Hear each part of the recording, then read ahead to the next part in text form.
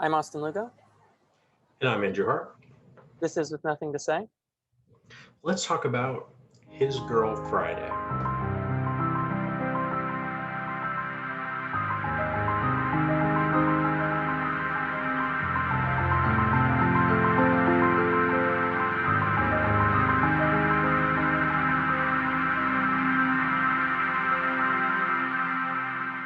Is this what working in a newspaper is like? Yeah, Is it? no. I will say the one thing that made the most sense was all the talking on the phone that they do. hmm It is a lot of like talking on the phone, but the one thing that they didn't really get right at all was the emailing.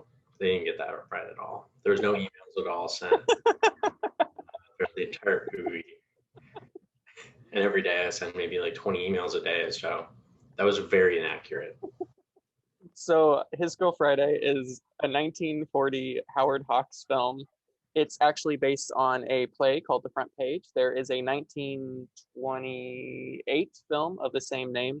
It has a similar premise, although the love story that is in this film actually isn't in the original play or in the first version of the film. I believe there's also maybe a silent version of it, but I haven't seen that version if that even is the case, which I don't know how you would make this film silent because it is a very talk heavy play. First Howard Hawks movie, pretty good. Uh, on first introduction. Mhm. Um, and yeah, it's a kind of one of those movies that I think just has just a pretty solid story, and that's pretty much it. And that's fine with me. Like it's just a nice, well-oiled machine. Makes sense. And of course, it is a comedy. It's pretty funny. And yeah, it's just kind of like a no holds barred film that has a particular old movie 40s talking style thing, and that's not really my jam, but yeah, I appreciate it in this film. I think it's a pretty good combination of performances and dialogue and story. I think it works well together to make a pretty fun movie.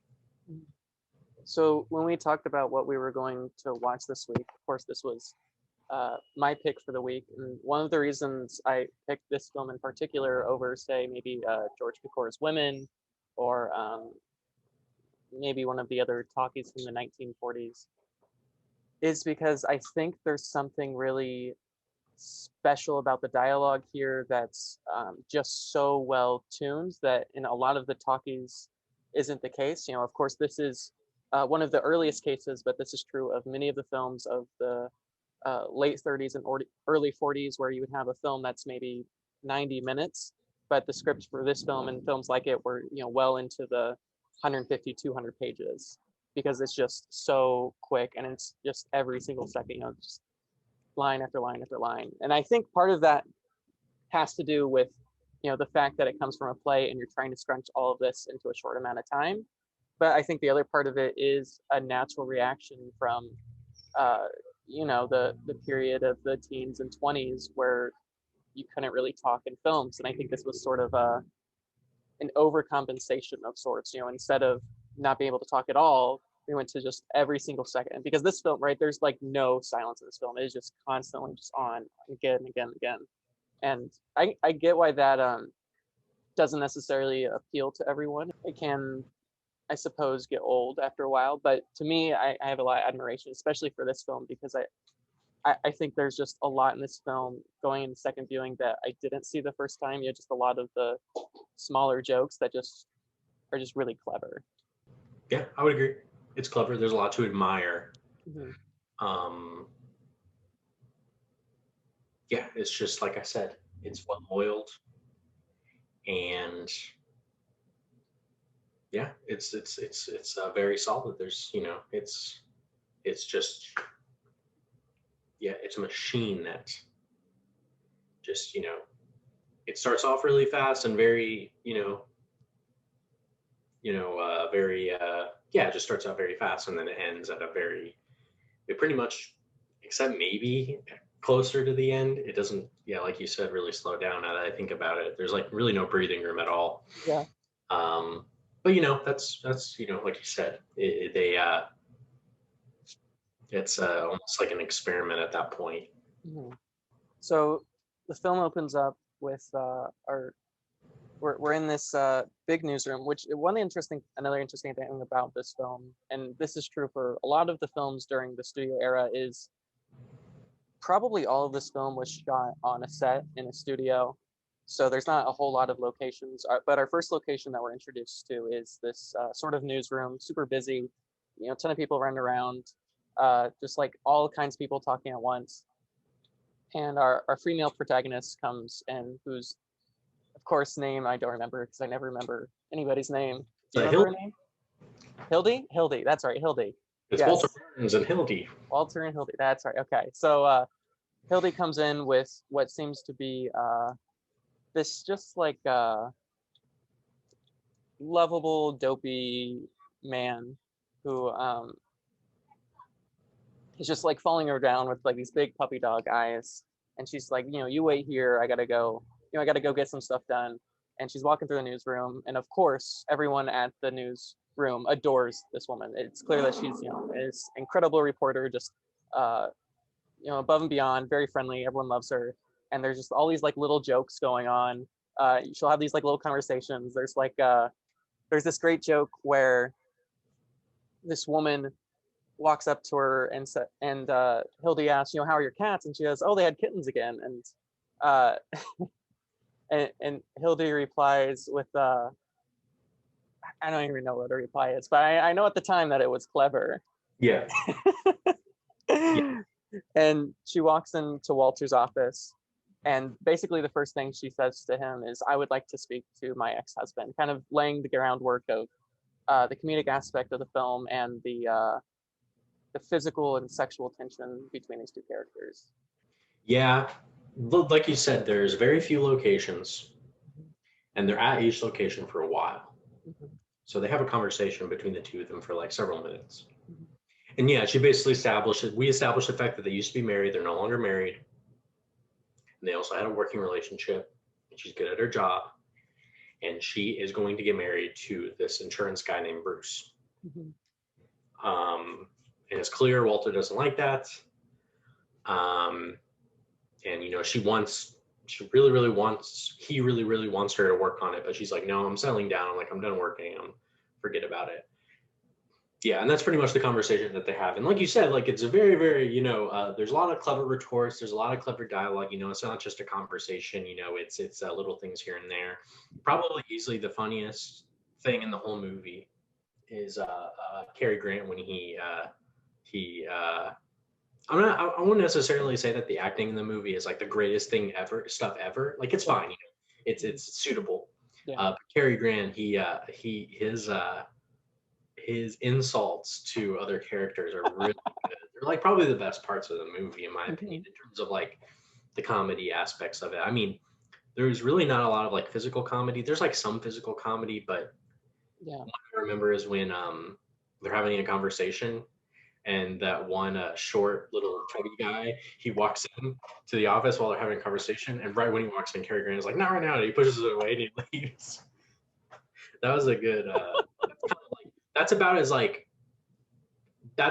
except for maybe some running around, that's basically as physical as the movie gets. You know what I mean? A little bit different than I guess like a Chaplin movie or something like that, where it's like all physicality. Yeah. So that's kind of like the shit that they talk about. And then I think, like, look, this is my husband, Bruce. Another funny part too, when he's like, oh, this is my husband. It's like, hey, and he's like talking to like an old man. He's like, oh, and like they can't like get him away from the old man. And then he like insults the old man. He's like, keep out of your business, So yeah, that's pretty good. And then they go to lunch with Walter goes to lunch with Bruce and Hildy. Yeah. And then they have lunch. And yeah, that whole scene. Yeah, the lunch scene. I mean, like all these scenes, I love the scene where they introduce Bruce, and it shows the great power dynamic. And I think there's some great casting choices in both characters of Bruce and Cary Grant. I think, often when we think of Cary Grant, we think of sort of something like some of the stuff he did with Hitchcock or some of his more stoic performances. But when I think of Cary Grant, I think of something like a Philadelphia Story or something like this. I think his comedic range is often underlooked, and I think they're often his best performances. And I think this is one of those performances that's just great. And it also shows, because this is a studio film of the 1940s, like so many films at the time, the director was not allowed in the editing room. So Howard Hawks was not allowed into the editing room, which means that the way they actually made the films was quite different. Because when you're not allowed into the editing room, you want as few different shots as possible, because you don't want them to just cut it to pieces. And so, we talk about when Cary Grant pushes that short guy out of the office. It's just an incredibly well blocked scene. Like, he's walking around the whole room. Everything is so well. And of course, part of that is the fact that it comes from a play. So you have certain aspects of blocking, but you can see in a lot of it just how well blocked everything is, because it has to be, because, he really doesn't have the hold that, say, a director from the 60s may have when they do have control of the editing, have control of these things that Howard Hawks at the time just didn't have control of. But they go to lunch, and Bruce is just the nicest guy in the world. He's just like this, this puppy dog sweetheart. And and Cary Grant's just kind of like he's just walking all over him, right? He's schmoozing everyone. He's trying to convince Hildy to come back to work at the newspaper, because she says she's quitting, she's leaving reporting forever. She's gonna settle down. He's like, oh no, you'll never do that. You're never gonna settle down.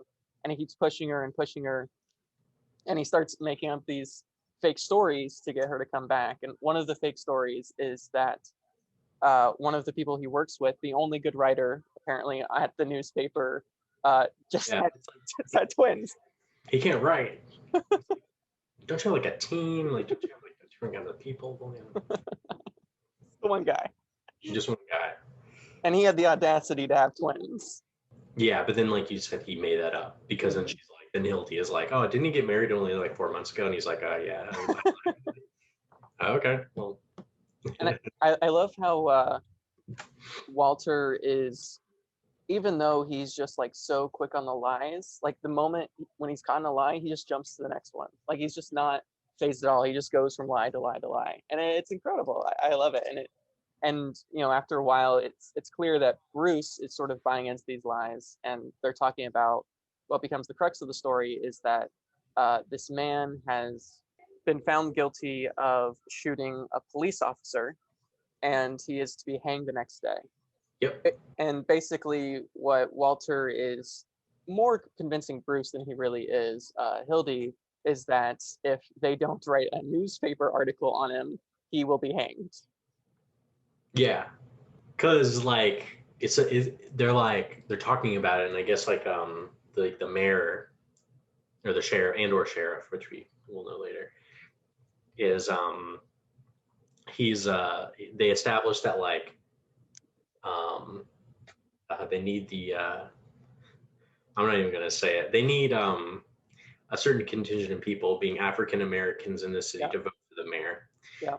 And because he shot a what I assume to be a black cop, officer, yeah, they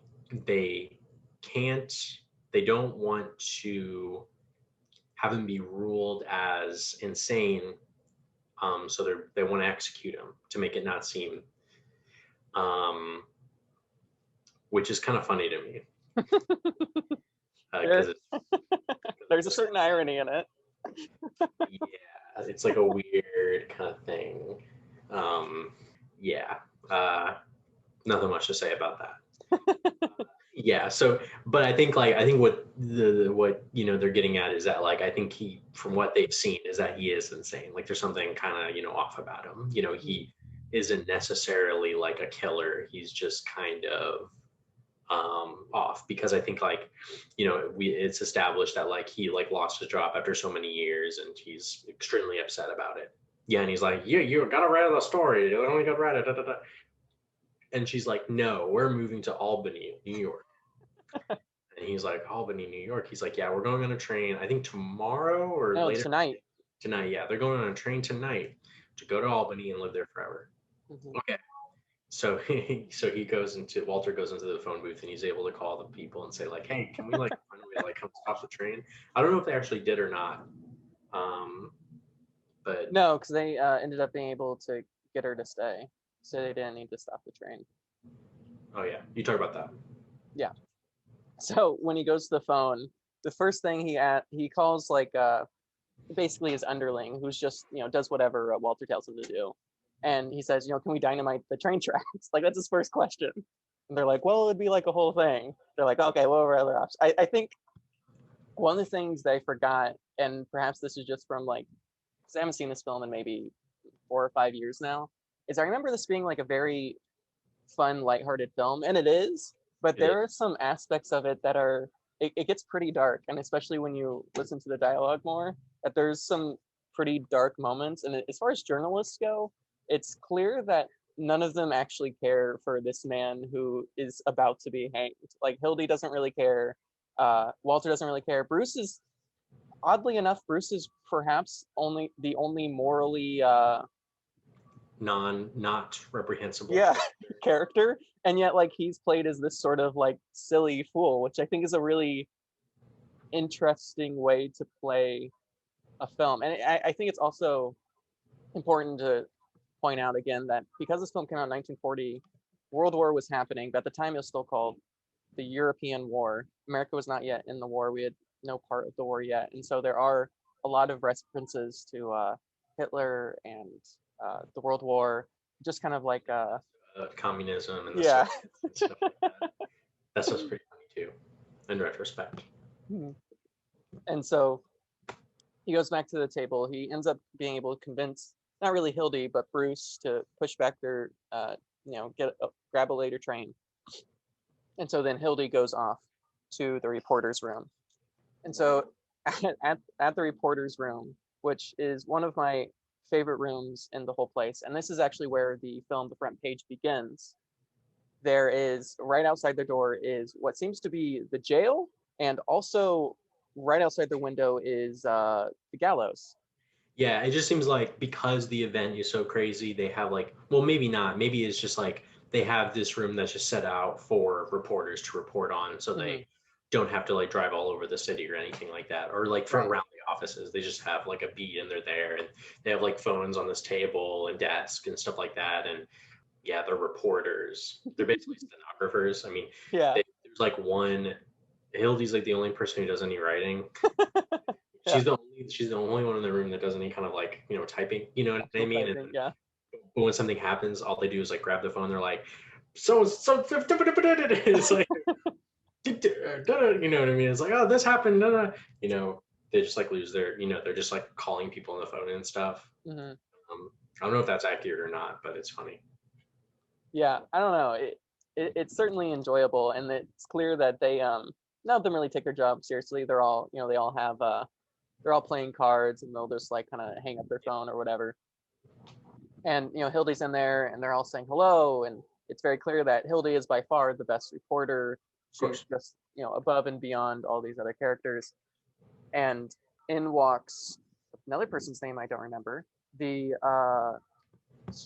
love interest perhaps is not the right word, but the I guess we'll just use love interest for now, of the man is currently in the jail. Hmm. And it's very clear that all of them have kind of written these very crass, crude, uh, certainly of the yellow journalism like takes about her, because she seems to be she's the only one who testified for him in court, and she had sent him flowers. So it seems like she just is trying to be nice to this person.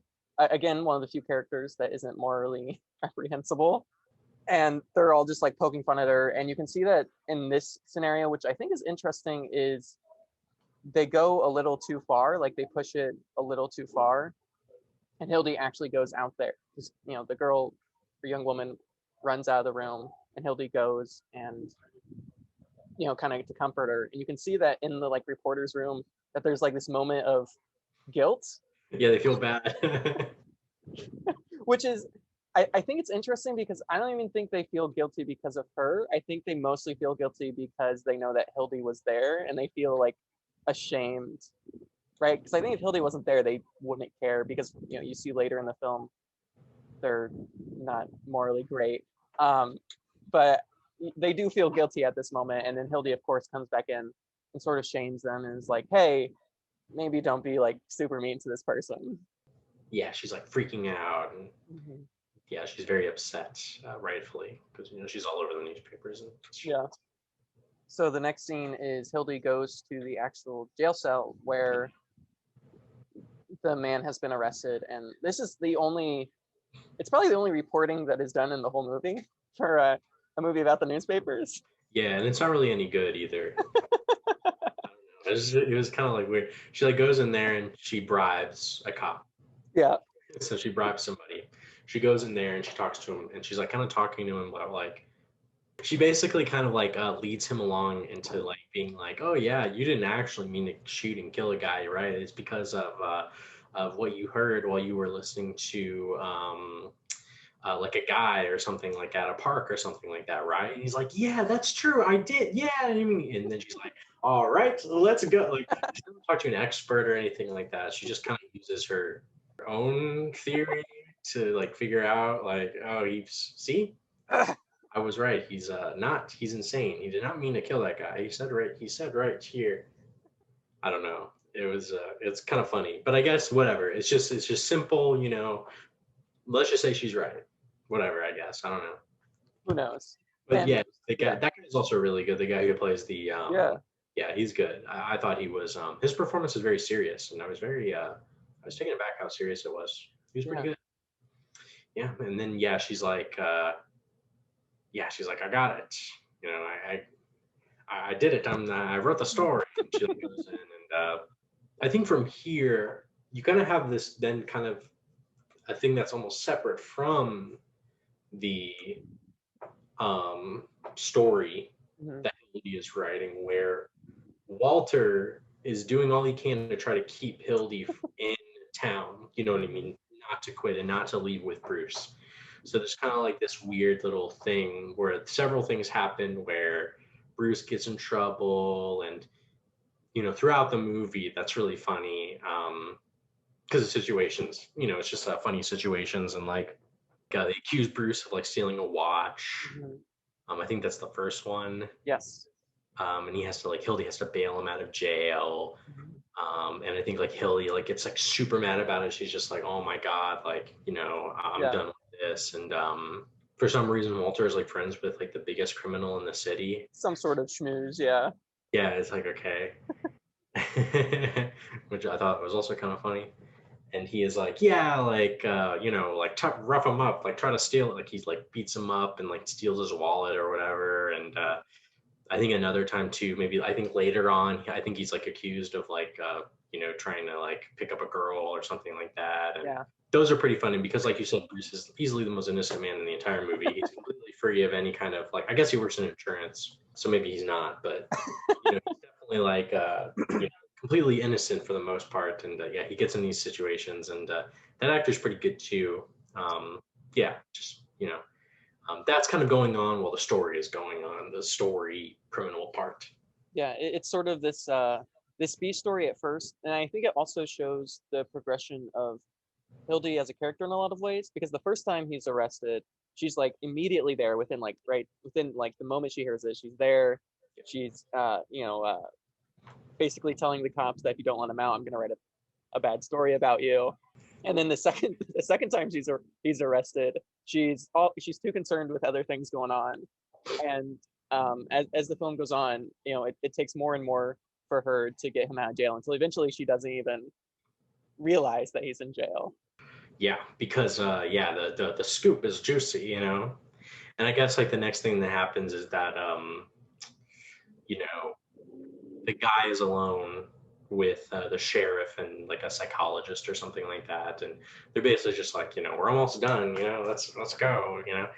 And the next thing he's escaped. He took the sheriff's gun. Well, yeah, it's established in a minute. That part's pretty funny. Yeah, let's we can just talk about that that amazing moment, which is later on in the film, we realize because they're all talking about, because we don't actually see the escape. We hear the escape from a distance. You hear a gunshot, and then you hear the sirens because, of course, they're right outside the prison. Which, by the way, why did the cops like they unload like their machine guns into the side of the building? It's Why very aggressive. I guess it's just kind of funny because yeah, it's like, oh, watch out, you know what I mean? But like, why would they? They're just like, all right, boys, just shoot into the windows of shoot in every window in the building. Let's go. Let's get out of here. Yeah, it's just like that was kind of weird. And the journalists go and they ask like, hey, what's going on? They're like, oh, there's been an escape. You know, the big guy, the person escaped, and of course, every reporter immediately jumps on their little telephone thing, and they're all just making these absurd stories about like how he escaped and just like just these absolutely absurd things. And Hildy learns because of the sheriff, I think. Yeah, the sheriff later on, that the reason he escaped is because they wanted to reenact the original scene for some reason to see that he's not insane. And they're like, well, he needs a gun. So the sheriff hands the man who has murdered someone a loaded weapon. Yeah, A bumbling fool, obviously. And that's how he escaped. pretty cool. Yeah, they did it, and yeah, he's loose. He's loose in the city. You got to get him. And so after we learn all of this, or while this is all going on, we cut to the mayor and the sheriff. And although I think we might have seen one or two things with the mayor before, this is sort of our like big introduction to him. And he's like, you know, talking to the sheriff. They're these two very sleazy people in just all of the ways. They make the reporters look like good guys. Like that's how sleazy they are. And this another amazing little side character is just like this big, happy, penguin-esque man waddles his way in. That's like And the best character in the movie. really is. I don't know what actor that is. I'm guessing he's like a famous comedic actor. Yeah. I mean, he has to be because he was very good and very funny. Incredible. And he walks in and he's like, oh, I have a reprieve from the governor. Yeah, Which means that they've decided that this man that was in jail is should be released. He should no longer be, right? He shouldn't be in prison. yeah. And of course, the mayor, because he's so terrified of losing the election, which is 2 days from now, he tells this man, no, we never got this. And the guy's just like baffled. He's like, no, it's right here. And he's like, no. Yeah, they keep trying to bribe him. Yeah, and it just keeps going over his head. That seems funny. That's like something out of like a Zucker Brothers movie or something. Yeah. Like yeah, just good. So they end up sort of bribing him. The guy's still a little confused when he leaves, but he still has the reprieve. And so they're like, hey, we're going to shoot to kill. Like, you know, if we just kill him, we'll say we never got the reprieve. Yeah. Not our problem. We'll win the election on Tuesday. Everything will go back to the way it's always been. And while this is going on, Hildy is in the reporter's room writing up her piece, and in comes in the escaped prisoner. He's like, he has a gun. I was like, I'm gonna shoot you. Da da da da da. And Hildy just tries to calm him down and stuff, and you know, he just you know, and she's like, I know you're innocent. Don't worry about it. And he basically just like shoots at the window, and then he kind of breaks down. Mm-hmm. And then at this point, Hildy's like kind of thinking, you know, she's thinking, you know, story-wise, like, okay, I'm gonna hide him and like use him for, you know, whatever. Basically, just I think the reason why she hides him, right, is like she's basically just trying to delay him getting captured, right? More or less. She wants to delay the capture so that her newspaper can be the one to break the story. So no, so it's less to. I mean, I guess it's a little to do with, you know, him not dying, but it's mostly to do with the fact that so their newspaper can be the one to break the story. Right. Yeah. So, yeah. People are like, it's funny too. Reporters then start coming to the reporting room because that's where they work. And yeah, like right away they're just like, something's up. It's funny. Like right away they're like, oh, what are you hiding? That was also funny because it's just like, whoa, they already like were like suspicious. And Hildy ends up convincing them that well, she tries to convince them that he's somewhere in the like actual like building, and none of them want to leave. They're like, because at this point she has hidden him in like a like a an old school like desk where it has like a pull down, It's like a roll top. yeah, like a roll top desk.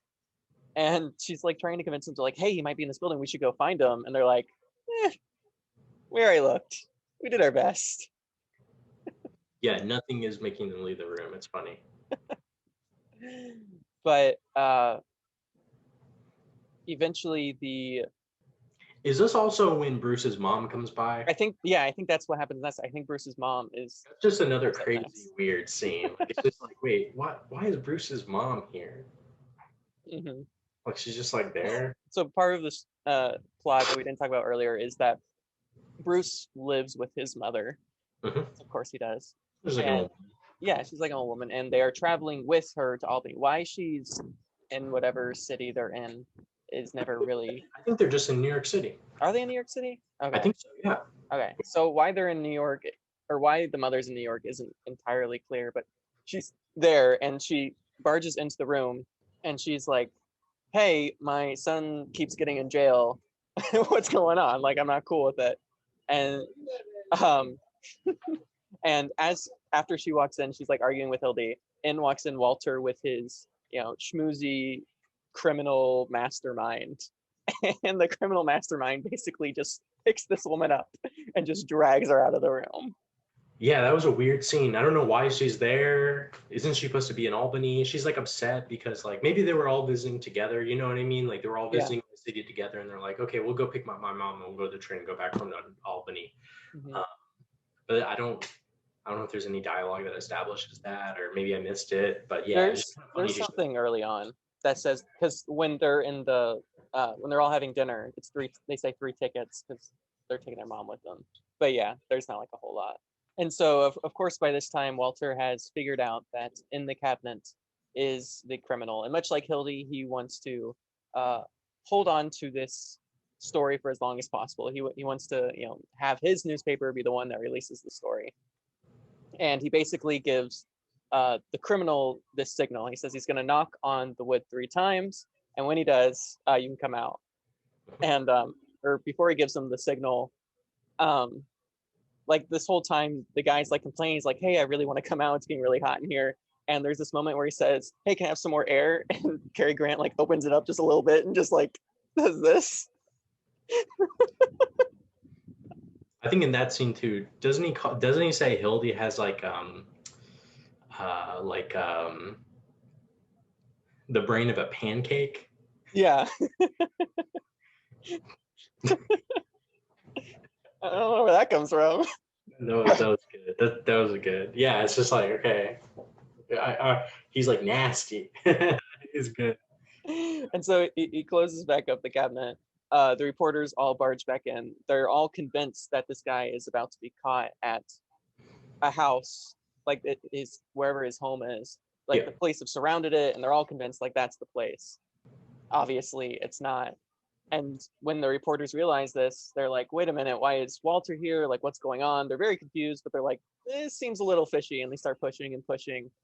And Walter keeps trying to schmooze and schmooze and schmooze, and of course the sheriff and the mayor come in at this point too, right? Are the sheriff and mayor in there too? I think we're missing some parts, but that's okay.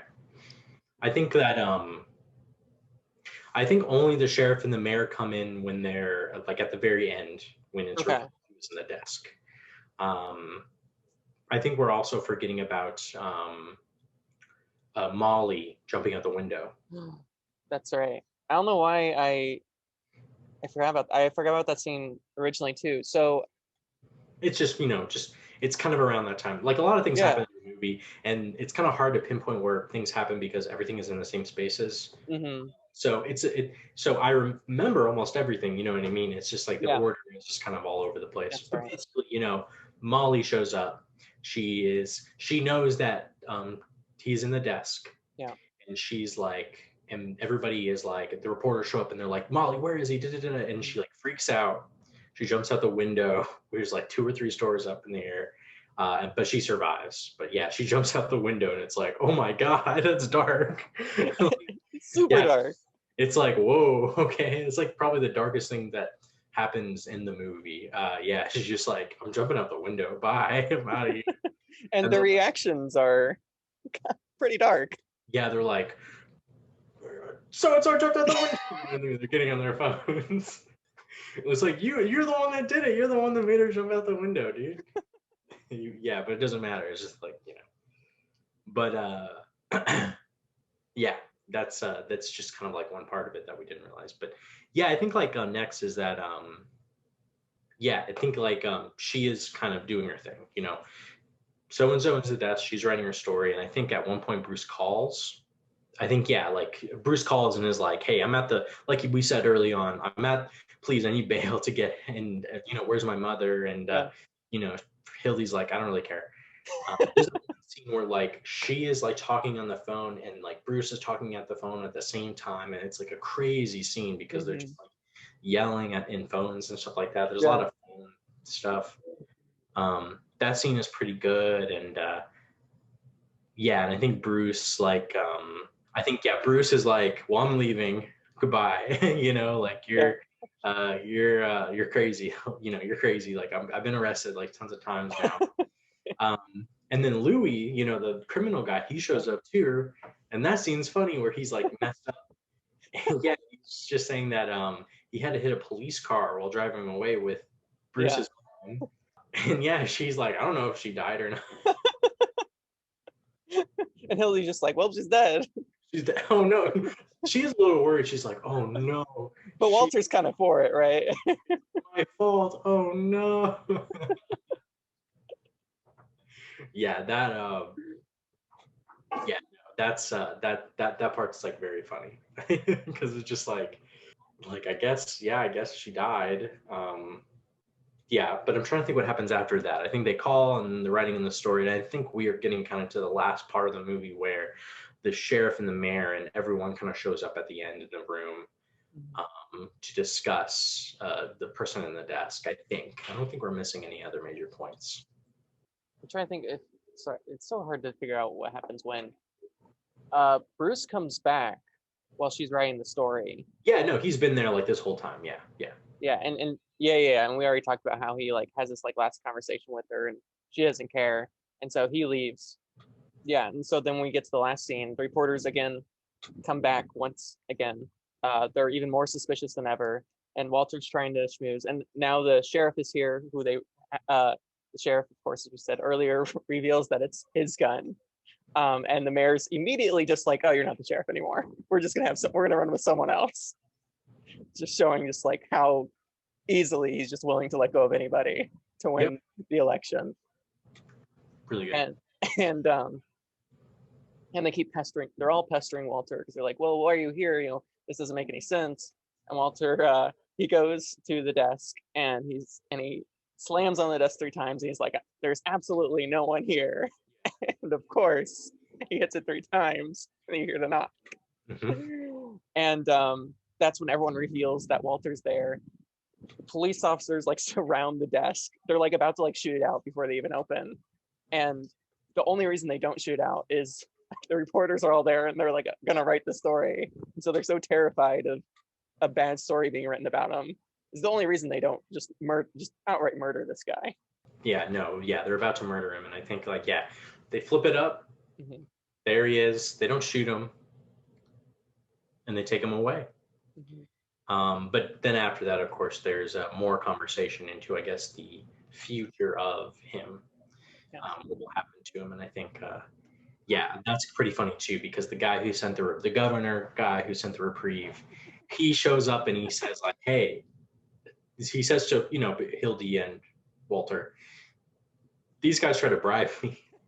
The sheriff and the mayor, they try to bribe me, and like, this is the reprieve right here. And they're like, oh wow, he saved us the reprieve. Wow, we did it. Yeah, and they they save Walter because Walter almost got in trouble for kidnapping. Yeah. And they also save the guy from getting executed as well. Mm-hmm. And they blackmail the sheriff and the mayor. And then I think that's it. in terms of like the case.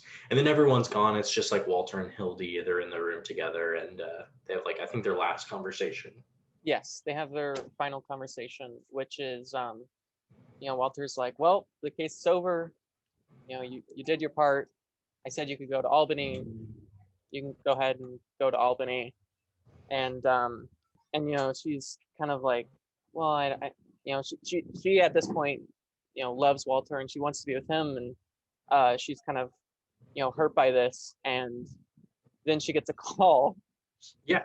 And she answers the phone, and of course, Bruce once again has been arrested for because Walter has given this man fake money. He's given him counterfeit.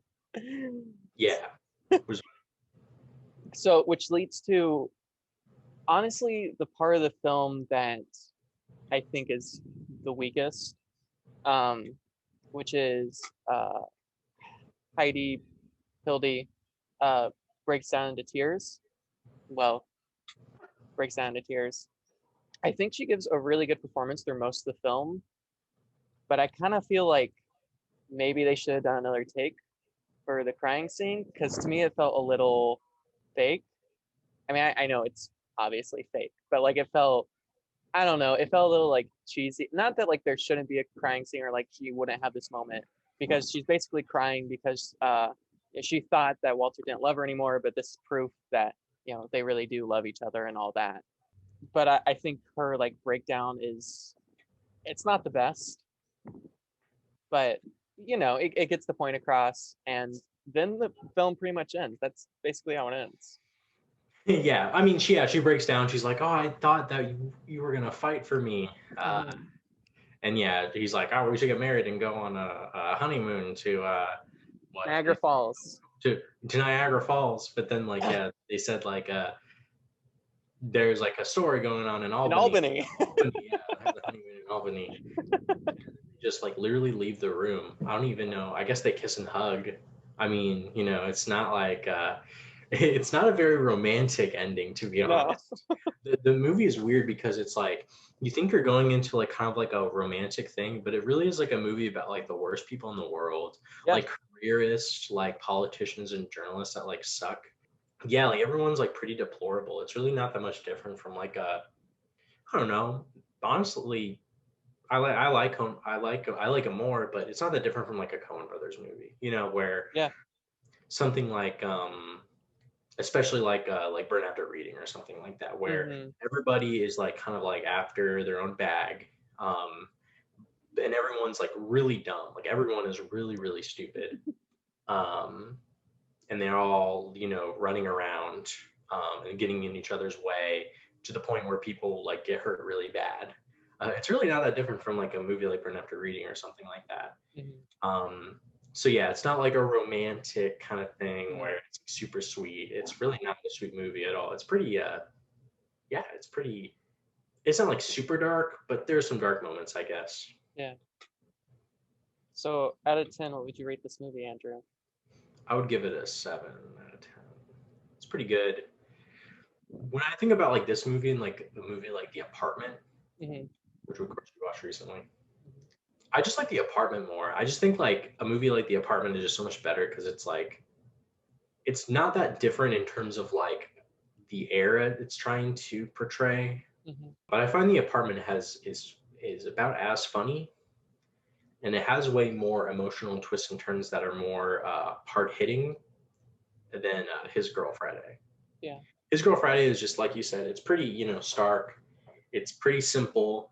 Very few locations. People are at these locations for long periods of time, and it is fast and like the jokes are great. But I just can't. It is like it's a very fun movie. I just can't like say that I was in love with it. It's just like kind of just like not like entirely my cup of tea. Yeah. And I'd rather watch a movie like The Apartment, which not only is it, I think, a little bit better in terms of the writing, but I think visually too, it's just a little bit more elevated too. Where His Girl Friday, like we didn't talk about the visuals at all because there's, like you said, it's shot like a play, it's shot like a TV sitcom, so yeah. But it's good. It's like it's very fun. I'm gonna give this movie a 10 out of 10. not because I think it's a perfect film.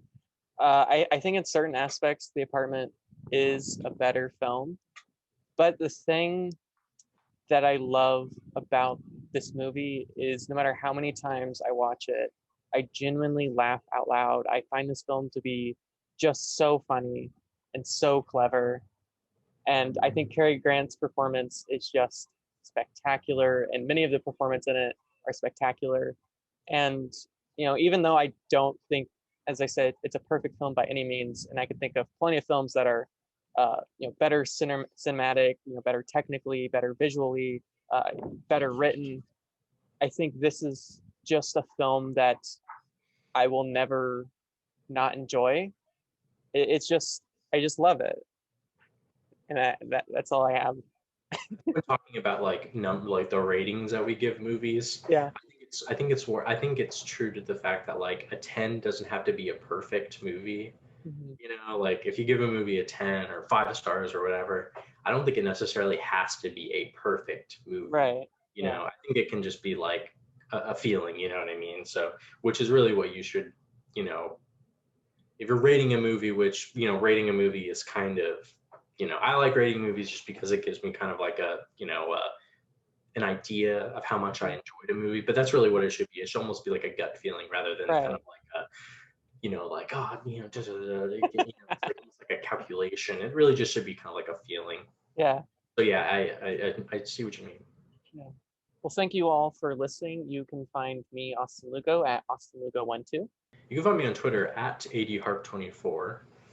And you can find our podcast With Nothing to Say at With Nothing to Say on Instagram, Twitter, YouTube, Facebook, or wherever you listen to your podcasts.